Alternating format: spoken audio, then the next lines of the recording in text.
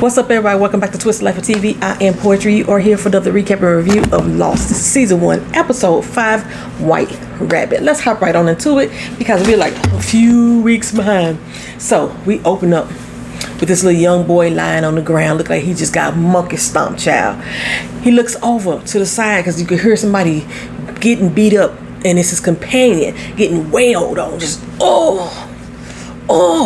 he ain't even trying to fight back. He looking over at the boy on the ground like, help me, okay? Fool, I'm the one that's laying on the ground. How am I going to help you?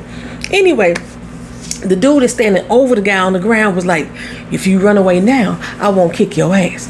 You already doing that, sir. You already hitting him and gut punching him and kicking him. He already bruised up in the face. Well, he got up to go help the guy. He said he was getting up anyway. Next thing you know, the bullies that were standing over him sucker punches him. Blow! You know what I'm saying? You should have stayed down, Jack. So we learned this is Jack as a little kid. I don't know why I thought it was Sawyer to begin with. Well, we've already seen Jack in action. He's usually not the person to stay down. He's a fighter. So, this is, by the fact he was getting his butt beat, left and right, he decided to still get up and help his friend anyway. You can say he's a fighter. Well, we go back to the beach. We hear Charlie calling out his name with urgency. Jack! Jack! And I'm like, Lord, what could be wrong now? Well, he finally looked out, and there's a woman out in the water about 100 meters out drowning. Where the heck did she come from? That's what I want to know. Charlie don't know how to swim, so that's why he said he went and got Jack. So Jack got to go out there. He reaches where he thought he saw the lady and didn't see anybody. So he dived down in the water like 5, 6, 7 times. And he finally come up with Boone. I'm like, how he come up with Boone? A lifeguard. That's what he do for a living, to save folks. He says, did you get her? He's like, get who? He said, it's still somebody out there. Okay, then Jack looks over his shoulder and he sees the woman. She's now 100 more feet out from where they are, just flailing in the water, drowning. But he looks at the shore and then he looks back at her, and the shore is closer. So the best thing for him to do right now is to save Boone. That's who he already got in his arm. So Jack rushes back to get Boone back to the shore, and he started to go dive back in. I'm thinking, don't nobody else know how to swim? Why is Jack the only one hopping in this water? Well, apparently the lady didn't make it, okay? She was swimming this morning and she got caught in a riptide. Now, the fact that they said she was scuba diving off the Barrier Reef, you would think somebody that's scuba diving off the Barrier Reef would be familiar with riptides, okay? And how to escape them. I just learned myself the other day, okay? I went to the beach the other day. I just learned the other day what a riptide was and how you can get out of it. I can't swim, so I probably would never do it. But if you get caught up in a riptide, you swim parallel to the shore. Riptides, like here's the beach, boom, or here's the beach, boom. Riptides come in at the beach. So in order for you to survive, you have to swim parallel to the shore. Okay, that's how you get out of a riptide. I didn't know this, but somebody that's scuba diving on the Barrier Reef should know, and Boone, being a lifeguard, should know. Okay, what I saw was swells, where the water rises up and you get those little waves. That's what I saw. There's some large swells, and sometimes those swells could take you out, baby, because when the water rises up and then you drop back down, the ground ain't no longer there underneath your feet. I got caught in one of them before. Anywho, today was the first day I ever read the opening credits of this show. I did not know that J.J. Abrams was involved in this. He's responsible for the Spider-Man comics, a few of the Star Wars movies, Star Trek movies, Mission Impossible, just to name a few. No wonder why I love this show so much. Anyway, it's been 6 days, child, that they have been out there on this island, and Jack is guilty himself because he didn't know the woman. He didn't know the woman at all. He said that we've been on this island for like 6 days, and I didn't know who she was. And he chose not to go after her. Like, he is standing there talking to Kate, and then the man in the suit happened again. This time in the water. But Kate didn't see him. So she was worried that Jack needed rest, okay? Across the beach, Sun and Jen talk about the fact that the others are ignoring them, isolating them, so to speak. Sun feels like that she should work harder on her communication so she can communicate with everybody. And Jen is like, fuck that, fuck them, we'll be all right, you know what I'm saying? But she says, you know what? don't think nobody coming for us. And we need to be told what to do next, okay? Jen, on controlling self, says, I don't think we need these people. We don't need them, okay? And if you need somebody to tell you what to do, that's what I'm here for, okay?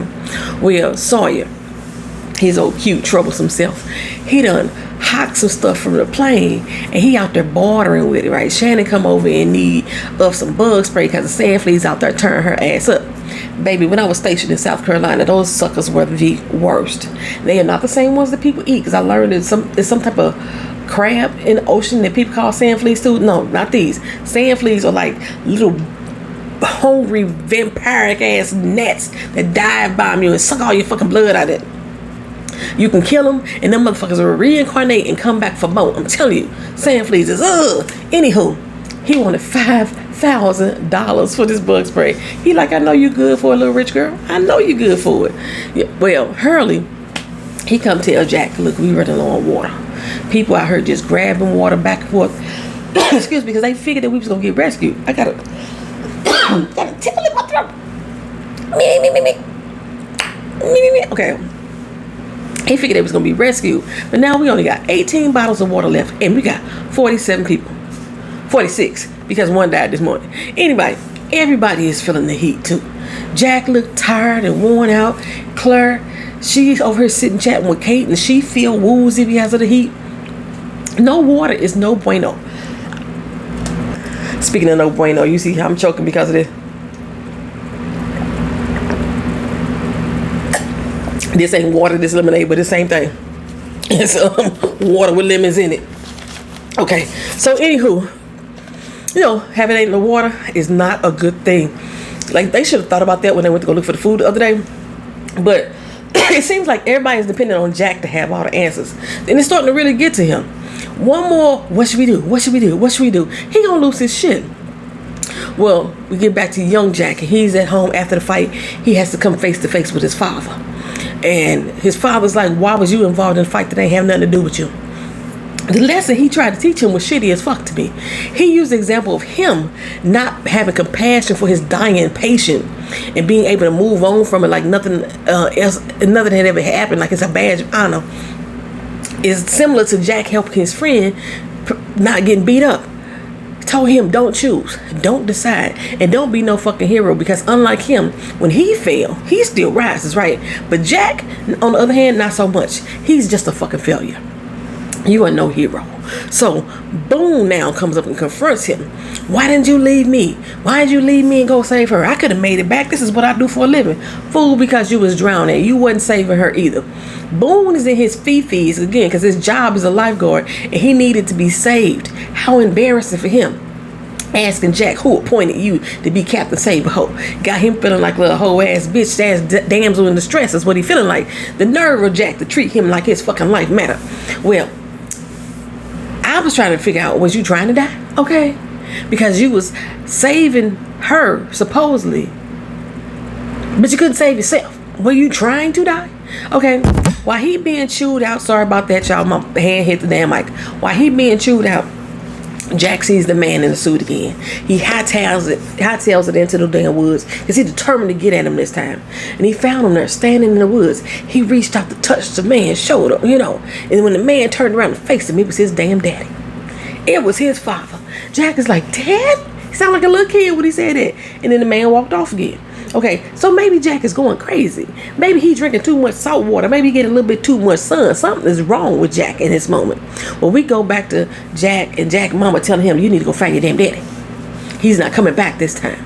I thought she was talking to a child. You know how they be trying to explain to a child that their parent died or something? No, Jack was a grown-ass man, and this was like days before he actually got on that plane. Okay, it's been 2 months. His daddy been gone. And his mom said he ain't got no friends no more. So Jack need to go get him. And Jack is like, no, I can't do that. She said, you just like your daddy said, you weak under pressure. You don't have a right to say no, especially after what you did. What did he do? Be born? What was exactly that he did? He got some horrible ass parents. Okay, whatever it was that he did, she making him feel guilty as hell. Guilty enough for him to go get on that damn plane and go down to Australia and try to find this man. Meanwhile, on the doggone beach, Claire, she done passed out, child. possibly from the heat, and she need water, but it's gone. Okay, somebody took all the damn water. They just put it in the fucking tin. I wouldn't be surprised if Sawyer commandeered it. Well, Jack ran off chasing the white rabbit. If you don't understand what chasing the white rabbit is, that's just like intensely looking for something. You heard the phrase going down the rabbit hole? Yeah, that's basically what he doing. He chasing that white rabbit called his damn daddy. And the man is nowhere to be found. But they need to get water though. So John Locke decided he gonna go out there and look for the water. And he told Saeed and Kate to stay behind and keep everybody in order. Because as soon as they find out what happened with the water, there shall be problems. Well, back in the day, Jack ends up at his dad's hotel. He is nowhere to be found either, just like that water. And then the hotel staff say, hey, he was white boy wasted the last time we seen him. We had to have the security escort him back to his room. The guy told him that he was too drunk to even rent a car. So nobody in their right mind would actually give him one. Jack found his wallet in his room. It was still there. Like, what the heck could he have went? Where he could have gone? And then Jack wonders, like, why is he here on this island? Make it make sense. So Jack believes that the man that he sees is his father so much that he started chasing after him. He took off through the jungle, tripped over some goddamn foliage, rolled down a fucking hill, and dropped off a goddamn cliff, child. Good thing he's a doctor with good hands and eye coordination, because he was able to grab onto this thick ass vine and instead of splattering down on these rocks that's down below, sharp ass rocks down in the gully. And I was like, Jack, you slipping. His hands was getting wet and he started to go down that doggone vine. I was like, did that tumble snap you out of whatever you was into, whatever mindset you was in? You owe her dangling like a fucking carrot, steady slipping faster than the hooker's drawers. Luckily, John Luck was out there. He was able to save you, because remember, he was out there looking for water. He happened to see you fall. Well, Hurley found out who stole the doggone water. It was Jen, the Korean guy. Saeed found Son, and then start questioning her about where she got it. Of course, Son is looking like, what the fuck is you talking about, right? She's like, you speaking a foreign language to me, which she technically was, because she's only speak Korean. Kay says she don't understand you. He's like, oh no, fuck that. She understand. Where'd you get the damn water? Is that why he up her, being aggressive with him, with Son? Jen come step in, said a whole bunch of shit in Korean. We don't know what the fuck he said, but Saeed knew what he meant, okay? He knew what he meant. So Kay said, look, her, just take it easy. We just trying to figure out what happened with the doggone water. Saeed was like, nah, I'm about to bust this motherfucking head, right? Well, Sawyer had gave him the water, at least the one he had. And so now they finna go here and get at Sawyer. Kate was about to get in on Saeed. Said, no, wait, because we don't know where the water is, so we gotta watch him and follow him, because we gonna lead us to it. So Sawyer out there in the woods, roll up on his suitcase full of stuff that he done stole. Kate tackled the shit out of him, baby. Fucking ow! Tackled his ass. Of course, Sawyer's slutty mind was like, ooh, well, about damn time, because she had landed on top of him. I like it rough. That's how Sawyer was, right? Well, apparently, he traded that water for some fish that Jen had caught. So he claims, I didn't take your stuff. Shit, it's gonna rain any day. I can get my water then. So in the wood, John Locke updates Jack on what's going on with everybody in their mental state. And he tells him, just like Hurley said, we need a leader, okay? Well, Jack leaned into what his daddy has already told him, that he not cut out for it. He not about that life. He a failure, not a leader. And then Locke was like, well, everybody seems to think you're a leader, so, you are. So then he asked him, well, what the fuck are you doing out here then? Okay? Going crazy? No, dog, you ain't going crazy, because crazy people don't know they're crazy. That kind of gives me hope, because I just told my doctor the other day that I felt like I was going crazy. So if I know that I was going crazy, or I felt like it, then I must not really be crazy. Okay, I feel a little better about therapy now. So he asked him again, why are you out there? So Jack said, I'm chasing something that's not here. Locke said, are you sure it ain't here? Because stranger things have happened. This island is different. I thought he was about to share with him his wheelchair story, but no, he just said everybody know this island is different and they feel something, but they don't want to say nothing. There's something about this island, and maybe we are all meant to be here. You need to keep chasing whatever it is you're chasing, because you can't lead unless you know where you're going. So he finds his dad back in Australia. He in the morgue, child, in the morgue. He had fatal heart attack, ended up with an accident, and it's only been 6 days since he learned about his father's death. And then the ghost breezes past him. So he gave chase one more time. He came up on this beautiful water source. They got water. Then there was a bunch of dials leading to the water. And then lo and behold, another part of the plane. Then I was like, wait, was he transporting his father's body back to America? And that's exactly what he was doing. He came up on the doggone plane. Is his daddy alive again? We know John Locke got legs. Okay, is his daddy alive again? It's been so many years, I wasn't sure what happened. I was excited. Jack wound up in this cave filled with items from the plane, and there lay his dad's casket. Jack was flying back to bury him and give him some closure, give himself some closure.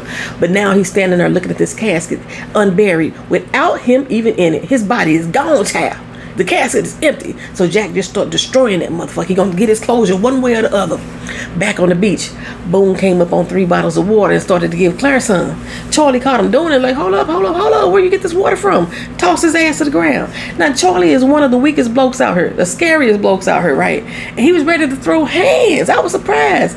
Boone seems like he's the one who stole all the water. He said he figured that Jack was gone. It was just left in the tent. It was just a matter of time before everybody else started getting their hands on it. So he took it. So Charlie was ready to get at him though, until Jack emerged from the woods. He told him, look here, calm down. We out here for 6 days. Been waiting on somebody to come save us. It don't seem like nobody coming. So what we need to do, we need to learn how to survive here. We need to learn how to live here together. Because if we're gonna live out here and we can't do it together, then we gonna die out here alone. Just like that lady did in the water. That's it, y'all. That was this episode. I know I was talking fast. I only got 17 minutes of time worth to record this video in. So I was speed talking about ass off. I hope y'all understood everything I said. Thank y'all for watching. Thank y'all for being here. Like, comment, share, and subscribe. Peace.